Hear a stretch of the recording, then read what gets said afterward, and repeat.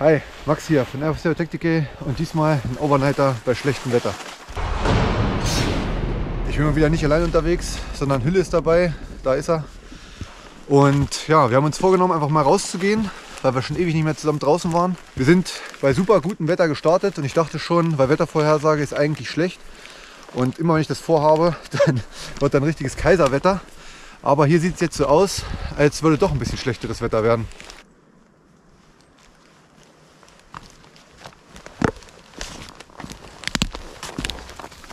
Also wir sind schon ein paar Meter gegangen und ich bin richtig happy, weil das Wetter hat perfekte Temperaturen derzeit. Ein bisschen Regen ist noch angesagt und dieser Wald hier ist einfach mein Traumwald. Das ist einer der schönsten Wälder, seitdem ich seit langem mal wieder war. Und wenig hier los. Es gibt wenig Hotspots für Touristen hier. Also wirklich richtig schön. Wir kommen ja beide ursprünglich aus dem Harz und haben unsere halbe Kindheit in den Wäldern vom Harz verbracht. Leider ist davon nicht mehr so viel übrig, deswegen jedes Mal, wenn ich da bin, fahre ich mit einem weinenden und lachenden Auge nach Hause. Aber das hier ist endlich mal wieder im Wald und das macht mich richtig glücklich.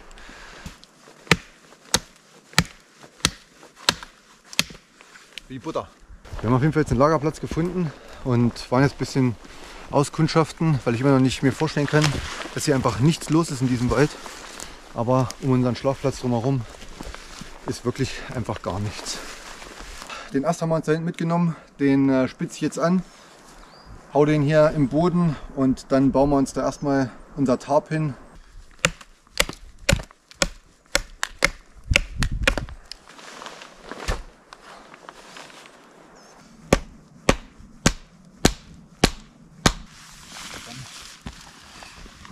Für 2 Mann ist die Variante eine meiner Lieblingsvariante. Einfach hier vorne einen Stock hin, dann nach hinten schräg abgespannt. Also ich nehme ein Stück Paracord und versuche in der Mitte ein bisschen hochzubinden, damit wir drin aber noch ein bisschen mehr Raum haben. Hier in der Mitte von dem Tarp mache ich jetzt einfach eine Schleife rein, eine Schlaufe meine ich. Nichts Besonderes, einfach nur eine ganz einfache Schlaufe. Und dann versuche ich das jetzt hier irgendwie nach oben zu binden.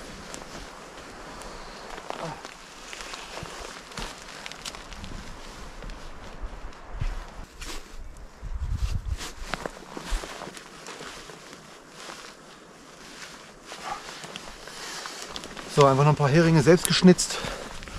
So, mal das noch alles ein bisschen schick drumherum und dann ist das unser Nachtlager. Also so sieht das Tarp jetzt abgespannt aus. Das ist ca. hüfthoch. Ich habe das Ganze jetzt noch mit einem Paracord auf Hülle seiner Seite noch mal ein bisschen abgespannt, damit auch er ein bisschen mehr Platz hat. Weil bei ihm ja da der Baum ist. Es ist nicht perfekt, aber manchmal ist ja auch das Unperfekte irgendwie schön. Man könnte das Ganze jetzt noch rüberholen, aber wir finden es so geil und da pennen wir heute drin. Für eine anständige Feuerstelle brauchen wir ein paar Steine. Und meistens liegen Steine irgendwo beim Wasser. Also leider nur viele kleine, aber die nehmen wir uns mal mit. Um das Ganze besser transportieren zu können, habe ich mir so einen Packsack mitgenommen und packe da jetzt einfach die Steine rein, die ich so finde. Was ich draußen immer wieder krass finde, weil es irgendwie auch ein bisschen beängstigend aussieht, ist sowas. Hier ist ein Kiefer. Ich finde die Zähne sehen übelst krass aus. Vielleicht kann mir jemand sagen, was für ein Tier das ist. Ich weiß nur, hier in der Gegend gibt es auf jeden Fall auch Wölfe. Vielleicht war das mal ein Opfer eines Wolfs. Keine Ahnung, hier liegen wir noch ein paar mehr rum. Da liegt noch ein Stück von dem Kiefer. Und hier vorne, ich finde, das sieht ja übelst krass aus. Das ist halt irgendwie, ich würde sagen, Schädelplatte oder sowas. Jo, schnell weg hier. Okay, krass. Also ich habe schon vieles gesehen. Aber so viel Knochen habe ich dann tatsächlich noch nie gesehen. Das ist ja ein ganzes Becken mit Wirbelsäule. Und hier oben liegt auch wieder irgendwas Gebissmäßiges. Also wie gesagt, wir sind hier in Wolfsgegend. Also egal wo, hier liegen überall Knochen rum. Also es ist auch nicht jetzt hier alles auf ein Stück, sondern ich gehe immer schon ein paar Minuten, weil ich ja hier wirklich verteilt Steine suche. Also das gehört auf jeden Fall nicht zu dem anderen Tier. Natürlich heißt nicht, dass alle Knochen, die ich jetzt hier finde, auch von einem Wolf gerissen sind, sondern es können auch natürlich Verendete oder vielleicht hat ein Jäger die angeschossen oder wie auch immer. Nur ist halt wirklich naja, witzig oder zu bedenken, weil es halt bekanntes Wolfsgebiet ist. Und dann denkt man halt doch schon mal drüber nach. Hier ist unsere Steinausbeute, da hinten ist noch ein bisschen was. Und wir haben jetzt hier schon angefangen, so ein bisschen Mosaik zu bauen, um einfach eine anständige Feuerstelle zu bauen.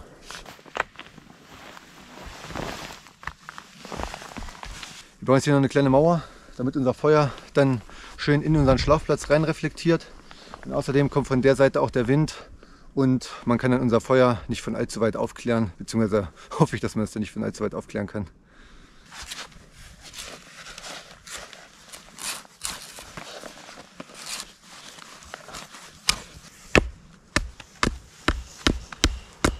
Also so sieht der Grabstock jetzt aus und damit suche ich jetzt noch ein paar Wurzeln.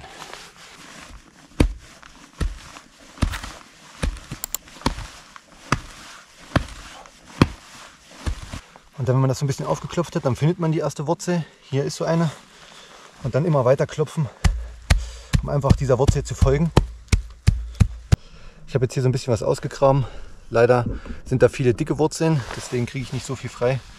Das ist jetzt erstmal meine Ausbeute. Das reinige ich jetzt und dann verwende ich das, um damit unseren Wein ein bisschen zu verstärken. Die Wurzeln noch ein bisschen weich klopfen. Und dann haben wir hier eine Art Seil.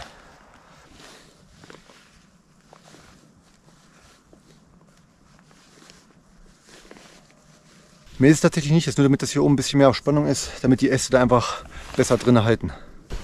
Und Hülle verdichtet gerade das Ganze noch schön mit Moos.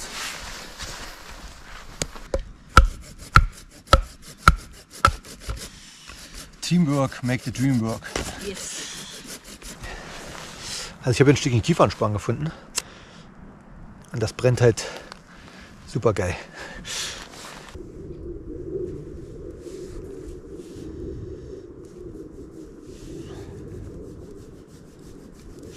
Also Rauchzeichen steht.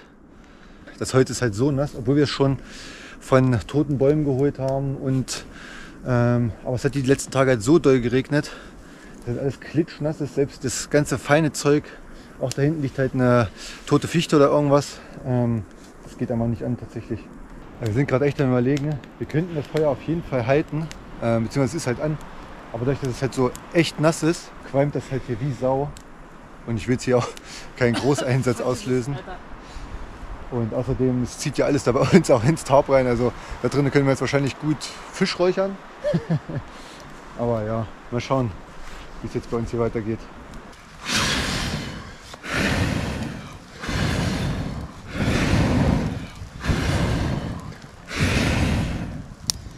Vergiss es. Ja. Ah, schade. Also wenn es jetzt noch regnen würde, dann hätten wir noch ein größeres Problem. Also wie gesagt, es brennt ja, aber es qualmt halt wie Sau. Und da hinten, da steht halt der Qualm schon richtig und der zieht da halt auch weg. Und ich habe halt keinen Bock, dass da jetzt irgendjemand kommt. Das habe ich schon 300 Mal gesagt, aber es ist halt wirklich eine große Sorge von mir. Mit dem Feuer hat jetzt leider nicht so gut geklappt, aber wir haben zum Glück trotzdem Gas als Backup eingepackt, beziehungsweise Hülle hat das eingepackt. Hülle hat auch gerade mal seine Isomatte durchgeschnitten, damit ich auch was zum Sitzen habe, denn ich habe meine vergessen. Nichtsdestotrotz, weil wir jetzt richtig geil essen. Haben wir ein paar Kartoffeln, Speck, eine Zwiebel, den Bacon erstmal morgen früh. Eiers. Dass die es hierher überlebt haben, wundert mich sehr. Und ich glaube, das war's, oder? Ja. Ein bisschen Öl. Und das machen wir jetzt schön lecker Bratkartoffeln mit Speck und Ei. Wichtigste hast du vergessen, die Frikadelle. Grüße an Arndt. Grüße an Arndt, der schon danach gefragt hat, wann endlich das Essensvideo kommt.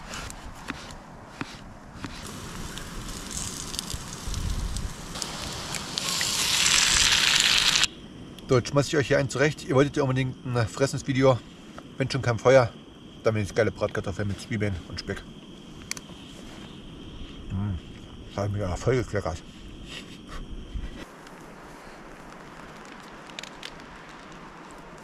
Geht's dir gut, oder? Ich bin durchaus etwas durch. Also da es sich jetzt hier so langsam einregnet, verlagern wir jetzt alles nach hier drin. Kocher steht auch noch da, weil ein bisschen was zu essen haben wir noch. Jetzt fängt es richtig gerade an zu regnen. Und dann beginnt jetzt hier das Lagerleben und dann bald die Nacht. Also dadurch, dass der Kocher hier mit drin ist und wir beide jetzt hier drin sind und halt hier drin logischerweise kein Wind geht, weil die Mauerwand, die wir da gebaut haben, schützt uns ja schon relativ gut, ist es hier drinnen gleich wieder schön warm. Wir haben es uns hier jetzt schön gemütlich gemacht unter unserem Tarp. Es war ein kleiner Akt hier reinzukommen und uns beide hier richtig zu platzieren. Wie man hört, draußen regnet sich schön ein und wir werden jetzt pennen. Falls noch irgendwas die Nacht passiert, werde ich euch auf dem Laufenden halten. Ansonsten bis morgen früh. Also es ist 0:15 Uhr, ich bin gerade wach geworden, weil mein Arm einfach komplett nass war. Weil nur auf meiner Seite ist das Tarp irgendwie komplett nass. Ich weiß nicht, was Phil richtig macht oder falsch. Jetzt liege ich auf jeden Fall fast hier auf Phil drauf. Der ist hier hinten. Bisschen rübergerutscht zu ihm und versuche mal weiter zu pennen mit nassen Armen. Du schnarchst aber wie ein Bagger. Einen wunderschönen guten Morgen. Also, wir haben es überlebt. Wir sind nicht aus Zucker, haben wir rausgefunden. Ich bin ein bisschen nass geworden. Das Problem war, dass mein Arm sozusagen das Tarp berührt hat und da halt übelst viel Kondenswasser oder irgendwas drin war. Vielleicht, weil ich davor so dagegen geatmet habe, weil ich ja doch sehr in der Ecke drin geschlafen habe. Und dann irgendwann war halt mein Arm pitschnass. Ja, und dann bin ich nochmal umgezogen. Jetzt liege ich fast auf Hülle drauf. Einen wunderschönen guten Morgen. Und ja, jetzt ruhen wir uns hier noch ein bisschen aus. Mal gucken, den Tag starten. Viel kochen werden wir jetzt nicht, weil jetzt ist alles nass. War auf jeden Fall eine spannende Nacht und ich liebe es einfach, diesen Regen auf dem Tarp zu hören. Nach und nach wird jetzt hier drin abgebaut. Es muss halt immer einer rausgehen, weil dafür ist dann doch zu wenig Platz. Nichtsdestotrotz finde ich, dafür, dass es halt ein flacher Aufbau ist und das Ding halt mir gerade so bis zur Hüfte geht, somit nicht so auffällig im Gelände ist, war es echt ein Platzwunder. Ich zeige euch das Ganze mal noch, wenn man ein Stückchen weggeht. Einfach nur ein paar Meter und klar, man sieht's, aber halt nicht so krass auffällig, finde ich. Also es regnet sich seit gestern Abend richtig schön ein. Immer mal $, mal weniger. Jetzt gerade ist wieder ein bisschen weniger. Ich feiere ja so ein Wetter übelst, ich finde das übelst geil. Ich bin da gerne draußen. Aber muss ich auch dazu sagen, als ich noch bei der Bundeswehr war, habe ich es verflucht, weil da kann man sich nämlich nicht entscheiden, ob man sich jetzt gerne mal unter das Tarp stellt oder man jetzt noch schnell die Ausrüstung anzieht, wie auch immer, oder die Jacke und ob man sich jetzt da hinlegt oder nicht. Weil bei der Bundeswehr ist befohlen, so jetzt da in die Stellung und dann lege ich mich da erstmal hin für eine Stunde, dann bin ich pitschnass und danach darf ich meine Regenjacke anziehen. Dann habe ich halt auch keinen Bock mehr. Also ist ein ganz klarer Unterschied. Also das Lager ist abgebaut, jetzt geht es wieder Richtung Auto und das Tarp ist jetzt klitschnass hinten im Rucksack.